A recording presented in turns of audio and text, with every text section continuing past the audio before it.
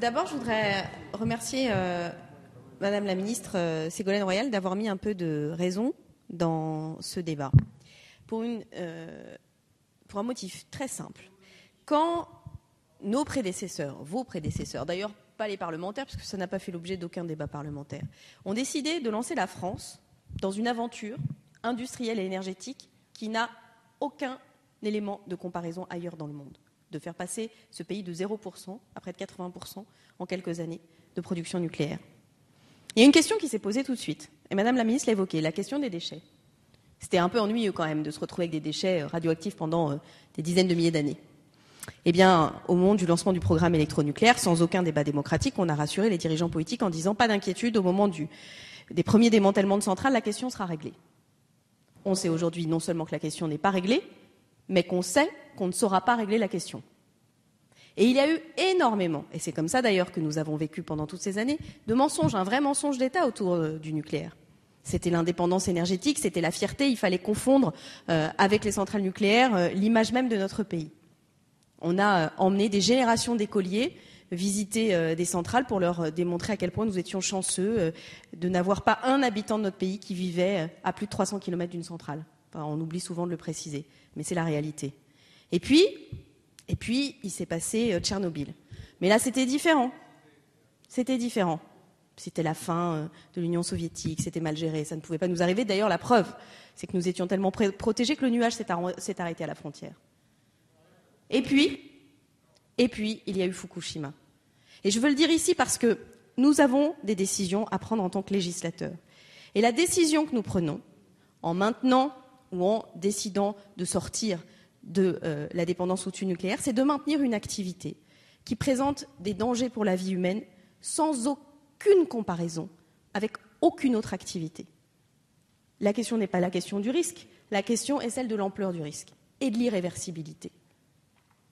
C'est celle-là la question qui nous est posée. Alors bien sûr, on pourrait se poser cette question s'il n'y avait pas d'alternative.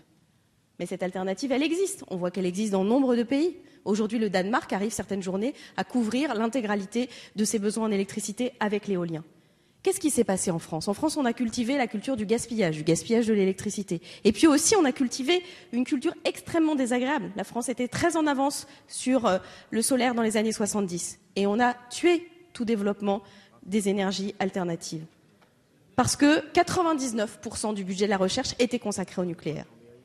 Donc la question qui nous est posée, c'est de savoir si oui ou non nous voulons sortir de ce modèle. Et la réponse est évidemment oui. Vous connaissez la position des écologistes. Notre horizon, et j'aurai l'occasion de le défendre demain, désormais, dans un amendement, c'est celui de la sortie du nucléaire, parce que nous pouvons faire sans.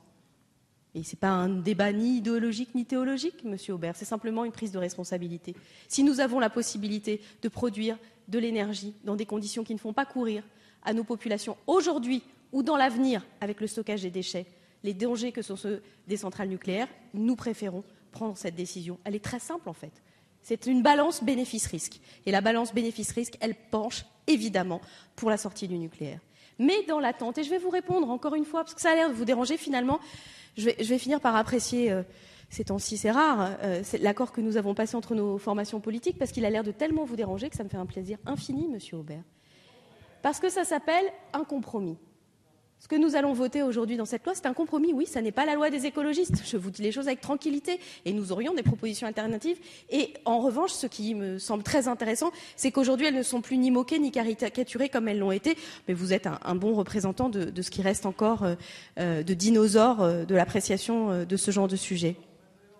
Mais je veux le dire, c'est un compromis qui nous fait avancer, parce que c'est un compromis qui va enfin laisser la place à l'efficacité énergétique et au développement des renouvelables, en marquant 2 ruptures majeures. D'une part, la division par 2 de la consommation d'énergie d'ici 2050, et d'autre part, le passage de 75 à 50% de l'électricité nucléaire. Cette loi est une vraie loi qui trace un horizon, qui effectivement décide politiquement du chemin que nous donnons à notre pays.